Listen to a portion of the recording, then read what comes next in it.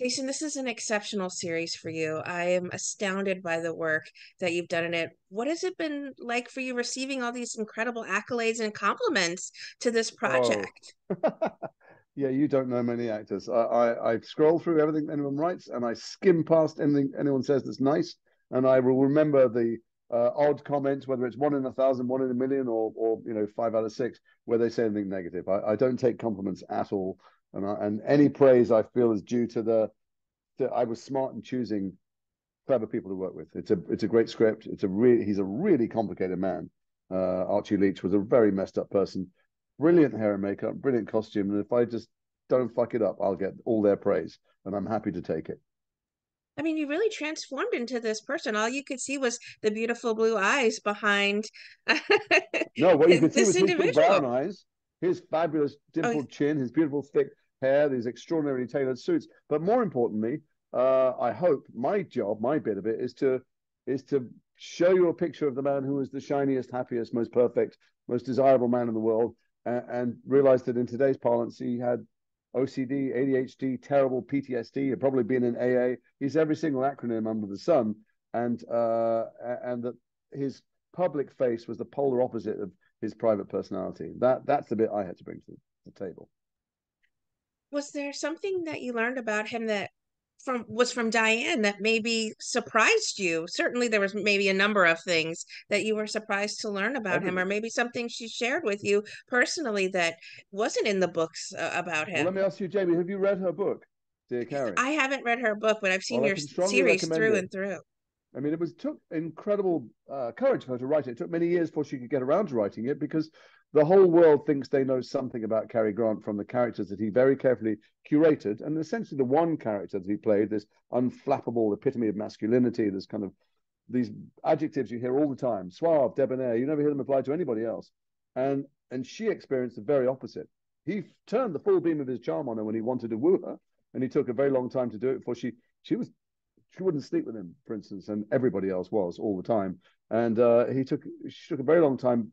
He was older than her dad, and eventually, when she succumbed to his charm and they got married, he closed the front door and the mask dropped, and everything surprised me about who he was, how he was, how spectacularly damaged he was from his childhood, and how he was a prisoner of his own scars and wounds, and how that manifests itself in rage and control and self-hatred and depression, alcoholism, you name it.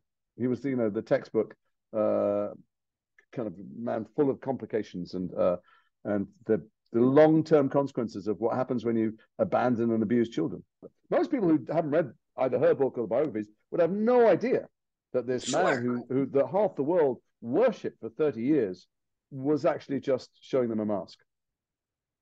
I mean, it goes to show you what we don't know when doors are closed. As you said, he closed one for Diana, and it opened a whole new life for her in a difficult Well, even way. today, look, even today, people can contact their fans or the public, whatever we call them, through social media. So you feel like you're getting access to so many giant celebrities today, icons, and they're curating the version of themselves that we see. And it's so easy to feel less than people who are manifestly. I mean, there's numerically popular. You go, wow, 200 million people know who you are and think you're great, but they don't really. We don't really know who any of these people are. Did you work with a vocal coach to craft this debonair look at Cary Look Grant at the way you, that debonair. he spoke? You're throwing that word down. What does it mean, debonair? No, it's only used for Cary Grant. Literally no one else on the planet. Yeah, right. Um, There's only specific words that only apply to him, and yeah. it just was exceptional watching you embody him so well. Well, thanks. I mean, look, he had a very peculiar way of speaking. He was from Bristol. When he was a kid, he was very self-conscious about his accent. He was never going to work as an actor, and he arrived in America as a teenager at the time when all American actors wanted to sound English, and he desperately wanted to sound employable and cultured because he'd been expelled from school. He was a self-educated man. He did that very successfully over the next few decades, and so he aped the best American Anglophile accents he could, but he wasn't very good at accents. So he ended up with this strange mid-Atlantic sound. But what I was trying to capture, which is really was a big challenge and I was scared of, was not the man from the films, because I know he didn't speak like that. He might have had that accent, but that's not the personality that came out on screen. He's absolutely sure of himself. He's completely unflappable, and in fact, the character is roughly the same in many of the films that he produced and developed. but I knew he wouldn't sound like that. And he couldn't sound like that when he was screaming at Diane all the time, or screaming in rage or pain, or taking acid all the time to try and rid himself of these childhood nightmares. But I couldn't find a recording of him having a chat like we are. There wasn't one. He didn't give interviews. He didn't want the audience to see who he was when the mask dropped. So I searched forever in vain. I searched the archives of all the major television networks. They let me access them, and they haven't got any tape of him. And then finally, I found someone who, when he was a student journalist in the last year of Cary Grant's life, 1986, had a conversation with him on the phone from the university radio department. And the first thing Cary Grant says when he comes on is, "You're not recording this, are you? Don't record it. I don't want you to." Very firm. And so he said, "No, sure not." And he gestured over to his friend in the booth and, don't. And they had a long, rambling conversation for an hour or so. And at the end, when he got off the phone, his friend said, "I mean, I did record it, obviously." And he hadn't played it to anyone out of deference to Cary Grant for 40 years. And I traced him down, and he got very defensive, wondering who I was and why I was asking. And I told him, and he very generously shared it with me. And that, far more English and far less secure and far less certain, and even slightly higher in pitch voice and slightly fluttery laugh, is the voice that I modeled with the dialect coach for what you see on screen. Why was it important for you then to be an executive producer on this? Was it your respect for Cary and wanting to ensure that every single piece of this explored his life properly? No, it was none of those things. No, it was.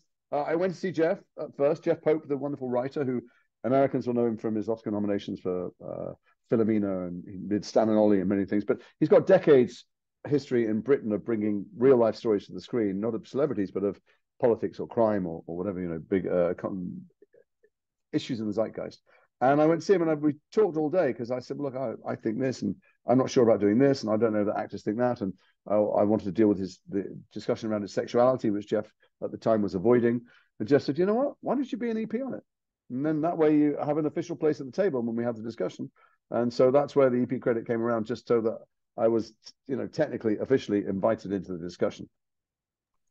Is there a scene or a moment when you're in this series that you're exceptionally proud of? Or Ah, I know we talked about you being your own worst critic, but you no, I'm have not to my own be worst critic, proud but of the I would incredible never be work you've proud of. done. I would literally never be proud of any moment of acting. That would be such a weird thing to do. It's not what acting is. I'd be proud of something outside. If I made a cake I thought was good, or I built a shelf or something, but it's me trying to experience, live, share someone else's moment in life. I would never think, "Oh, I did that well," for any moment ever. It doesn't. I don't understand. I don't really understand the question. I do understand why you ask it, but I do. It's it's like saying, "What's your favorite song that Bicycle ever made?" I go, "What?" Doesn't make sense to me.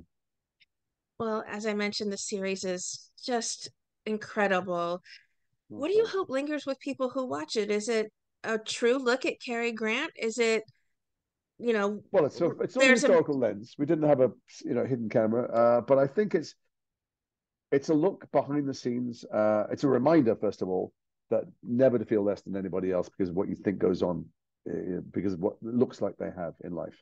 And we're told today that there's a billion people leading glamorous lives, or whether it's through a social media platform or traditional media, anything. Um, but I think people will just experience the pain of a very human relationship and someone who is their own worst enemy, and maybe be reminded also that if your inner voice is so different from who you're presenting to the world, you've got some work to do. Well, as I mentioned, whether you believe it or not, you do incredible work on this series, and Oh, it's just thanks. a fascinating look at a man that no one truly really knew. No, And you're an exceptional chameleon when you step into these roles. So, thanks. as Well, I I hope said, people whether keep offering me them. You can only be as good as the material, and I feel very blessed I got to be part of this, which was a revelation to me too, who he was, and it reminds me not to. I mean, I honestly, I get starstruck by everybody I meet. I've ever seen on screen, or sports people, or politicians, and I have to stop and go, just another person you know nothing about them. You think you know them, but you know nothing about them. well, I hope that we get to one day look back at the body of work you've done and and I'm planning on keeping moving forward, but thanks good. very much. Well, you're exceptional as an actor, so please do keep moving forward. I think you've I'll picked the try. right line of work. Thank you. I don't know. You. I've got no skills. I've got nothing else I can do.